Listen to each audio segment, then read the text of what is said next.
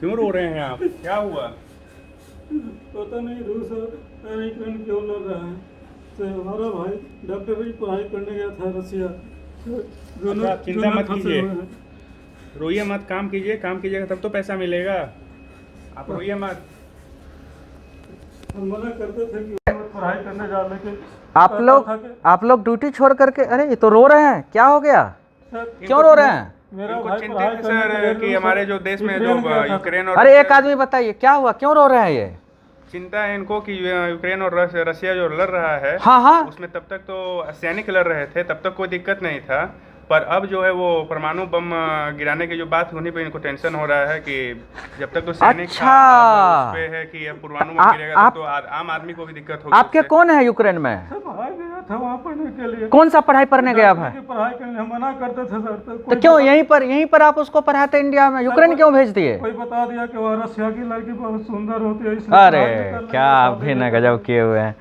तो अरे तो आप इसमें परेशान क्यों हो रहे हैं? परमाणु बम से डर लग रहा है आपको? का। हाँ सर, पहले तो अच्छा, सुनिए, डरता सुनिए, तो सुनिए। नहीं था सर, लेकिन अब परमाणु बम गिरा देने के बाद क्या होगा समझ में नहीं आता। अच्छा, ये परमाणु बम की आप लोगों को चिंता है, जी इसीलिए सर। चिंतित है। सुनिए, हम तो आपको बहुत ज़्यादा इसमें मदद नहीं कर सकते हैं। पूरा दुनिया चाह रही है कि दोनों का लड़ाई ख़त्म हो जाए, इसके लिए हर प्रयास की जा रही है। और भारत सरकार भी, भारतीय जितना वहाँ पर फंसे हुए थे सबको धीरे धीरे तो लाया जा रहा है। आपके भी भाई को ला लिया जाएगा। उनको कहिए कि धीरज रखे, और तब तक के लिए हम आपको एक इन्फॉर्मेशन बताते हैं। आपको परमाणु बम से डर लग रहा है, यही ना? जी सर। कि परमाणु बम गिर जाएगा तो क्या होगा। परमाणु बम अगर गिरता है तो उसके बारे में कुछ इन्फॉर्मेशन है जो कि जानकारी होना चाहिए हर लोगों को। तो आपको मैं अपने कार्यशाला में बताता हूँ, और जब आप जो सीखिएगा ना वो अपने भाई को बता दीजिएगा। आइए दिखाता हूँ। देखिए, ये मेरा कार्यशाला है। इस कार्यशाला में मैं आपको बताता हूँ। पहले तो मैं आपको ये बता दूँ कि ये लड़ाई क्यों हो रहा है, बहुत ब्रीफ में मैं बताऊंगा। ये लड़ाई देखिए, ये बड़ा ये कॉमन सी बात है। जैसे हम लोग गांव घर में झगड़ लेते हैं, क्यों झगड़ते हैं? ज़्यादातर झगड़ा किस चीज़ के लिए होता है? ज़मीन के लिए होता है। जमीन के लिए आप इस नक्शा को देखिए, ये रशिया है यहाँ पे, और यहाँ पर ये यूक्रेन देश है, इस आसपास में से समझिए। इसको मैं यहाँ बड़ा करके बता रहा हूँ, ठीक है? रशिया और यूक्रेन। और ये पूरे वर्ल्ड के मैप को देखिए आप। रशिया से इस तरह का जो यूरोपियन कंट्री है आपका, अमेरिका और ब्राज़ील, कनाडा, ये सब जो है ये यूरोपियन कंट्री, ये सारी कंट्री एक नाटो बनाया। नाटो बोलते हैं नॉर्थ अटलांटिक ट्रीटी ऑर्गेनाइजेशन। 1949 ईस्वी में इसकी स्थापना हुई नाटो की, और इसमें बहुत देश है, सारे यूरोपियन कंट्री है, यूएसए, कनाडा, यूके, सब है। टोटल कंट्री अगर आज देखा जाए तो 30 कंट्रीज इस नाटो में है। तो नाटो क्यों बना 1949 में? नाटो का मकसद था कि अगर इस पर कोई, देखिए इस तस्वीर के माध्यम से आप समझिए कि अगर नाटो पर कोई एक आदमी अगर हमला करेगा तो ये 30 देश मिल करके उस पर जो है हमला करता है। इसीलिए नाटो बनाया। ऐसे ही अमेरिका काफ़ी मजबूत माना जाता है पूरे विश्व में, और इसके साथ और भी 29 कंट्री मिला हुआ है जी। और ये सब मिल के रह रहा है कि हम पर कोई अटैक ना करे। तो इसी के दौरान ये यूरोपियन कंट्री रशिया के आसपास एक दो कंट्री में तो अपना मतलब कि नाटो में जोड़ लिया है, और उसी के तहत ये चाह रही है अमेरिका कि हम ये यूक्रेन को भी नाटो में शामिल करें, और यूक्रेन भी चाह रहा है कि हम नाटो में शामिल हो जाएं। लेकिन ये हम लोगों को नहीं भूलना चाहिए कि रशिया भी पूरे दुनिया में कितना शक्तिशाली है, ये कहना मुश्किल है।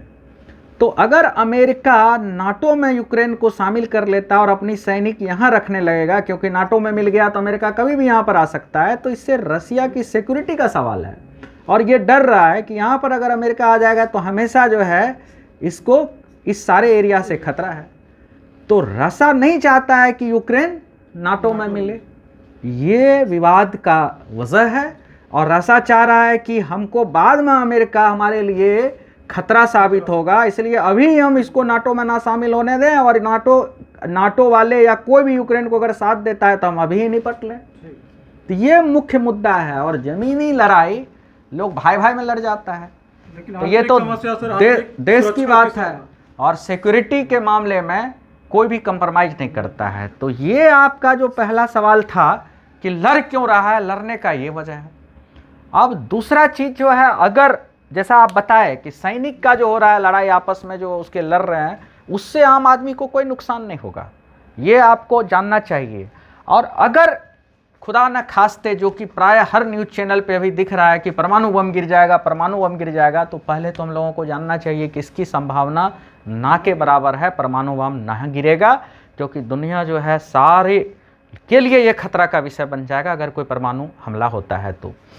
लेकिन परमाणु बम के बारे में कुछ जानकारी जो अपने रिलेटिव्स को आप बता सकते हैं वो ये है कि परमाणु बम जब भी गिरता है तो उसमें 3 तरह के जो है मैकेनिज्म होता है जिससे कि लोगों को हार्म होता है। तो एक ब्लास्ट होता है, हीट निकलता है, हीट कम से कम निकलेगा तो 4000 डिग्री सेल्सियस, इससे भी बहुत ज़्यादा टेम्परेचर। और यही वजह है कि ब्लास्ट और हीट के बाद तुरंत डेथ होता है, इमीडिएट इफेक्ट होता है।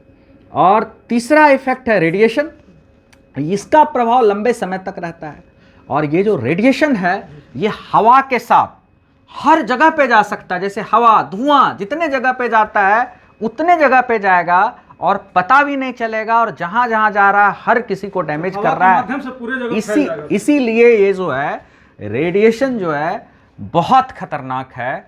और परमाणु बम से लोग इतना डरता है क्योंकि ये एक दिन की बात नहीं है, हजारों हजार वर्ष तक इसका प्रभाव रहता है। तो इसमें उपाय क्या है ये हमें जानना चाहिए। सबसे पहले तो ये परमाणु बम गिरे नहीं, समझौता कर लेना चाहिए, शांति वार्ता करना चाहिए। और एक और यहाँ पर बात है कि कोई भी देश अगर दूसरे देश पे परमाणु बम का हमला करेगा तो वो बड़े शहर पे अटैक करता है, घनी आबादी वाले एरिया में अटैक करता है। तो लोगों को चालाकी करना चाहिए कि छोटे शहर या गांव में चले जाना चाहिए। अगर परमाणु बम गिरने की बात बिल्कुल स्पष्ट हो जाए कि ऐसा होगा ही तो तुरंत शिफ्ट कर लेना चाहिए। और तीसरी जानकारी है कि दूरी और बर्बादी, इसको जानना बहुत ज़रूरी है। यानी कि कितनी दूर पर रहने से, जहां पर मान लीजिए अटैक हुआ, उससे कितना दूर तक के लोग सुरक्षित होंगे। अगर 5 किलोमीटर के अंदर बम गिरता है तो मौत 100% होती है, और वो 3 सेकंड के अंदर ब्लास्ट और हीट से लोग ख़त्म हो जाते हैं। 5 किलोमीटर से ज़्यादा और 10 किलोमीटर से कम के दूरी पर हैं तो चांस ऑफ सर्वाइवल है। और अगर 16 किलोमीटर से ज़्यादा, 10 किलोमीटर से ज़्यादा है तो उनको सुरक्षित माना जाता है। अगली बात है कि सायरन प्रायः बजता है अगर कुछ परमाणु बम का अटैक होने की संभावना होती है तो केयरफुल रहना चाहिए। और सायरन अगर कुछ बजे तो सुरक्षित जगह पे भागें। अब अगला बात है कि सुरक्षित जगह कहाँ है, हम कहाँ जाएं, ये भी बहुत महत्वपूर्ण है। तो उसके लिए देखिए, इस चार्ट को देखिए, कहाँ जाएं, सुरक्षित जगह कहाँ है। तो ये 5 बात याद रखिएगा। नज़दीकी बिल्डिंग या बेसमेंट में भागना चाहिए।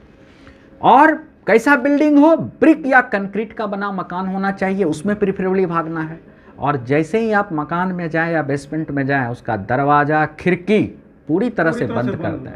और कोई भी वेंटिलेशन ना रहना चाहिए, उसको कट ऑफ कर दें। फॉर एग्जाम्पल, अगर हम कार में हैं तो कार का एसी अगर चल रहा है तुरंत उसको बंद कर दें। बिल्डिंग के दीवार या छत से दूर रहें, यानी कि बिल्डिंग के मध्य भाग में आप रहें। और जो कपड़ा पहने हुए हैं तुरंत उसे बदल लें और स्नान कर लें, ताकि अगर थोड़ी बहुत भी गैस यानी कि रेडिएशन उसका आपके शरीर पर कपड़े में है तो वो वॉश आउट हो जाएगा। और अगली क्या बात है कि अपने आँख को, नाक को, मुंह को बिना स्नान किए हुए टच ना करें। और स्टे ट्यून्ड, यानी कि रेडियो ऑन कर लें, क्योंकि TV, cellphone, internet usually disrupted रहता है, इसकी सेवाएं बंद हो जाती है, डिस्टर्ब होता है।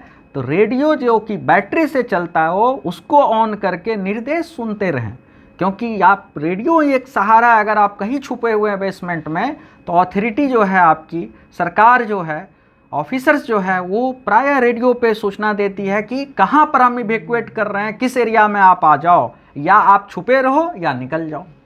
और अगर कोई निर्देश ना मिले तो जब तक आपके पास संचित फूड और वाटर रहे तब तक आपको उसी जगह पे रहना है।